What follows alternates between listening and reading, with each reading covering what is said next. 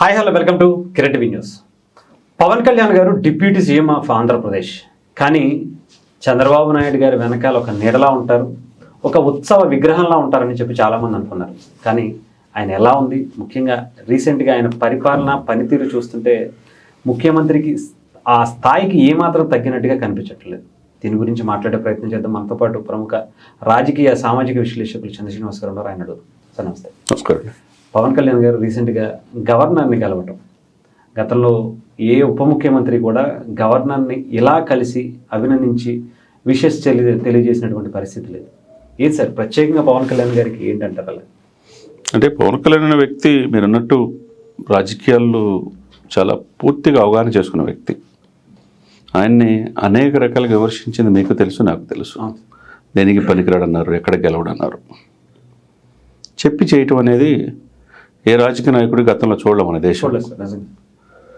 జగన్ నిన్ను అదపతలను తొక్కపత్త నా పేరు పవన్ కళ్యాణ్ కాదు, నా పార్టీ జనసేన కాదని చెప్పి ఆ మాట అంటే అక్కడ స్టేజీ మీద ఉన్న చంద్రబాబు నాయుడు గారు కూడా ఆశ్చర్యపోయారు.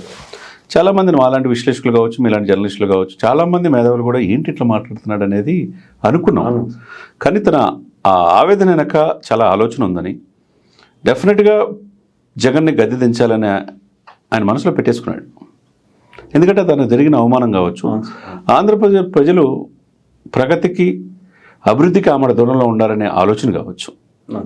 తనతో ఉన్న ప్రజలు నిరాశ, 151 సీట్లు ఇచ్చినా కానీ రాజధాని లేకుండా, పోలవరం పూర్తి చేయకుండా, రోడ్లు ఇదైపోయి, కల్తీ మద్యం, ఇసుక అక్రమ రవాణా, మైనింగ్ మాఫియా ఎన్నిటి చూసి చలించిపోయాడు. ఆయన చలించిపోయి ఆ కసితోనే అట్లా మాట్లాడని అర్థమైపోయింది. సరే, గోదావరి జిల్లాలు తిరిగేటప్పుడు అయితే నీకు 0కే పరిమితం చేస్తున్నాడు, ఉభయ గోదావరి జిల్లా 0కి పరిమితం చేస్తాడు. మరి వీటి మధ్య ఆయనకి ఎంత అవగాహన లేకపోతే అట్లా మాట్లాడతాడు. ఆయన్ని అసెంబ్లీ గేటు కూడా దాటనివని చెప్పిన వాళ్ళు, రోజా లాంటి వాళ్ళు కావచ్చు, జోగి రమేష్ కావచ్చు, లేకపోతే అమర్నాథ్ కావచ్చు, పేర్నాని కావచ్చు, కొడాల నాని కావచ్చు, వంశీ కావచ్చు, వీళ్ళంతా అంబటి రాంబాబు కావచ్చు, వీళ్ళ ఇంటి గేటు దాటి వీళ్ళు బయటకు వచ్చే పరిస్థితి ఉందా ఇప్పుడు? ఆయన హ్యాపీగా 21 మందితో పాటు 164 మంది ఎమ్మెల్యేలు తీసుకెళ్ళాడు. ఆ 11 గెలిచిన వాళ్ళు కూడా లోపలికి వెళ్తల్లా. విధి ఎంత విచిత్రమో చూడండి. అటు టీడీపీని గెలిపించాడు, బీజేపీని గెలిపించాడు, జనసేన గెలిపించి మోదీ గారి స్పెషల్ గిఫ్ట్ ఇచ్చాడు. అక్కడ ప్రధానమంత్రి అవడానికి, ఇక్కడ చంద్రబాబు నాయుడు సీఎం అవడానికి కారణమైన వ్యక్తి. మరి 2014 ఎటువంటి అనుభవం లేకపోతే అనుభవం వ్యక్తి రాష్ట్రానికి కావాలని చంద్రబాబు నాయుడు గారిని సీఎం చేసింది పవన్ కళ్యాణ్ గారే. 2019 విడిగా పోటీ చేశారు, జగన్మోహన్ రెడ్డి గారికి అవకాశం వచ్చింది. 2024 ఇలా తప్పు జరగకూడదని ఈ పొత్తు పొడిచేటట్లు చేసింది ఎవరు? ఢిల్లీ పెద్దలు ఒప్పించింది పవన్ కాదా? అప్పుడు ఏమనుకున్నారంటే కరివేపాకులో వాడి వదిలేస్తారని చెప్పి వైసీపీ వాళ్ళు కూడా చెప్పారు, ఈ పొత్తు వీళ్ళిద్దరు కలవకూడదని. కలిసిన తర్వాత వీళ్ళు 3 నెలల ముచ్చటే కాపురం అని చెప్పి అన్నారు. కట్ చేస్తే రాబోయే 15 సంవత్సరాలు మాదే అంటున్నాడు ఆయన. వీళ్ళు ఇది ఎక్స్పెక్ట్ చేయలే.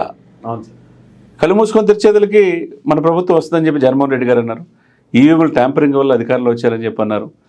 జరిగిన తప్పులు సరిదిద్దుకునే పనులు ఇప్పటికీ లేరు, రెచ్చగొట్టే దూరం తప్పితే. సరే, ఎన్నిటి మాటను మీరు చెప్పినట్టుగా ఒక పరిణితి చెందిన పరిపూర్ణ రాజకీయ నాయకుడిగా పవన్ కళ్యాణ్ గారిని చూడొచ్చు. ఎందుకంటే ఇది 3వసారి గవర్నర్ గారిని కలవటం. ఎట్ హోమ్కి వెళ్తున్నాడు. తర్వాత ఈరోజు ఆయన విషయం చెప్పడానికి వెళ్ళినా కూర్చుంటే ఆయన కోసం గవర్నర్ గారు కూడా వచ్చే స్వాగతం, ఇద్దరు కూడా ఆయన పెద్ద ఆయన. అంటే గతంలో మీరు అన్నట్టు 5గురు ఒక్కొక్క కులానికి ఒక్కొక్క ఉప ముఖ్యమంత్రి ఇచ్చారు. సరే, వాళ్ళు చేసేది ఏమి లేదు, అన్ని కులాలను నేను ఉప ముఖ్యమంత్రి ఇచ్చారుగా అని చెప్పి వాళ్ళకి అపాయింట్మెంటే లేదనుకోండి. ఆఫ్ కోర్స్ అది ఆ రోజున. ఇప్పుడు నా వెనక పవన్ కాదు, నాతో పవన్ అన్నాడు. ఎందుకంటే 55 రోజులు చంద్రబాబు నాయుడు జైల్లో ఉన్నప్పుడు ఎవరు ఈ సోకాళ్ళు పెద్ద నాయకులు ఎవరు రాలా. అన్కండిషనల్గా సపోర్ట్ చేసింది ఒక పవన్ కళ్యాణ్ ఒకడే. అది చంద్రబాబు నాయుడు గారు తెలుసు కాబట్టి ప్రభుత్వ కార్యాలయాలన్నింటిలో కూడా తనతో పాటు సమానంగా ఫోటో పెట్టించాడు. ఆయన భావం, ఆయన ఆలోచన, నా ఆలోచన వేరు కాదు, మా ఇద్దరు ఆలోచన ఒకటే అన్నాడంటే అంతా కలిసిపోయారు, మమేకమైపోయారు. ఇక్కడ ఎక్కడ భేషజాలు లేవు, ఒకరు ఎక్కువ ఒకరు తక్కువ అనేది లేదు. ఆయన రబ్బర్ స్టాంప్ కాదు, రాష్ట్రపతి రబ్బర్ స్టాంప్ అంటారు. ఇప్పుడు అబ్దుల్ కలాం గారు ఏది రబ్బర్ స్టాంప్గా ఉన్నాడా? దేశానికి ఒక ఆదర్శవంత రాష్ట్రపతిగా ఉన్నాడు. అట్లనే పవన్ కళ్యాణ్ కూడా అది డిప్యూటీ సీఎంకి ఒక వన్నీ తీసుకొచ్చాడు.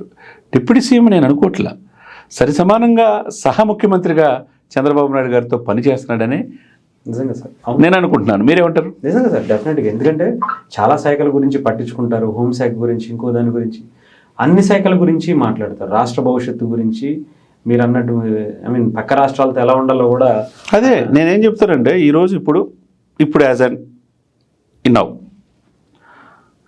ఈ సిచ్యువేషన్లో అటవీ శాఖ అధికారులతో సమీక్ష పూర్తి చేసుకున్నాడు. అవును సార్, అవును, ఒకవైపు కోనసీమలో బ్లోఅవుట్ జరుగుతుందని కూడా విచారించమన్నాడు.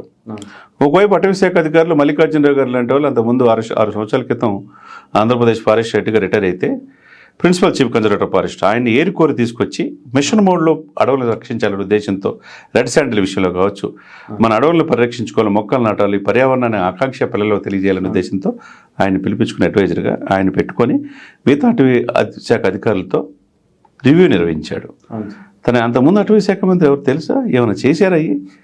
పంచాయతీరాజు గ్రామీణాభివృద్ధిలో 24వ ప్లేస్లో ఉన్నది ఫస్ట్ ప్లేస్లో తీసుకొచ్చాడు.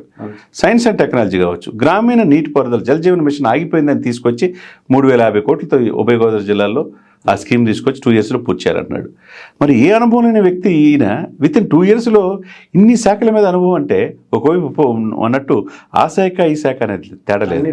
హోంశాఖలో తప్పు జరిగిన డైరెక్ట్గా అడుగుతున్నాడు, ఎవరు కూడా ఇన్వాల్వ్ కావద్దని రాజకీయ నాయకులు శుతిమెత్తంగా చెప్తున్నాడు, ఇన్వాల్వ్ అయితే నా దృష్టికి తీసుకురామంటున్నాడు, తొక్కి నారదీస్తానని చెప్పి అవతల వాళ్ళు బెదిరించిన వాళ్ళు కూడా చెప్తున్నాడంటే ఇప్పుడు కర్ణాటక రాష్ట్రంలో కాంగ్రెస్ అధికారంలో ఉంది.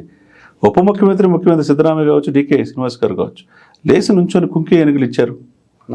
అక్కడ రెడ్ శాండిల్ దొరికినాయి కూడా, దానికి సంబంధించి కూడా రాష్ట్రాల్లో ఒక ప్రభుత్వం అన్నా కూడా ఇవ్వలేనటువంటి పరిస్థితి ఉన్నప్పుడు పక్కనున్న రేవంత్ రెడ్డి గారు నన్ను స్టేట్ గెస్ట్గా పిలిచారంటే ఆయన చూడండి, రాజకీయాలు ఆ ఎలక్షన్ అప్పుడే సార్ ఎవరికైనా స్నేహబంధాన్ని ఉండాలి. రాష్ట్రాలు వైషమ్యాలతో పెట్టుకుంటే ఉపయోగం ఉంటుందా? గొడవలు పెట్టుకుంటే అటు రేవంత్ రెడ్డి గారు సాధారణంగా స్వాగతం పలికారు కదా. ఇక్కడ మీరు చెప్పినట్టుగా ఈయన ఏదో అలంకారప్రాయంగా ఉన్న డిప్యూటీ సీఎం కాదు, రబ్బర్ స్టాంప్ కాదు, సహ ముఖ్యమంత్రిగా ఈరోజు రాష్ట్రాన్ని పరిపాలిస్తున్నాడు. దేశం మొత్తం అతని వైపు చూసేటట్టు చేసుకోగలుగుతున్నాడు. దీనికి కారణం ఏంటంటే ఆయనలో ఉన్న నిబద్ధత, ఆయనలో ప్రజలకు సేవ చేయాలన్న ఆకాంక్ష. ఆయనకి పదవి వ్యామోహం లేదు, డబ్బు సంపాదించిన ఆశ లేదు, ఉన్న డబ్బుల్నే పేదవాళ్ళకి పంచిపెట్టాను. ఇది కాబట్టి మీరు చెప్పినట్టు చరిత్రలో నిలిచిపోయే డిప్యూటీ చీఫ్ మినిస్టర్గా పవన్ కళ్యాణ్ గారు సరికొత్త అధ్యాయానికి శ్రీకారం చుట్టాడని మనం అనుకోవాలి. Right sir, thank you sir, thank you so much.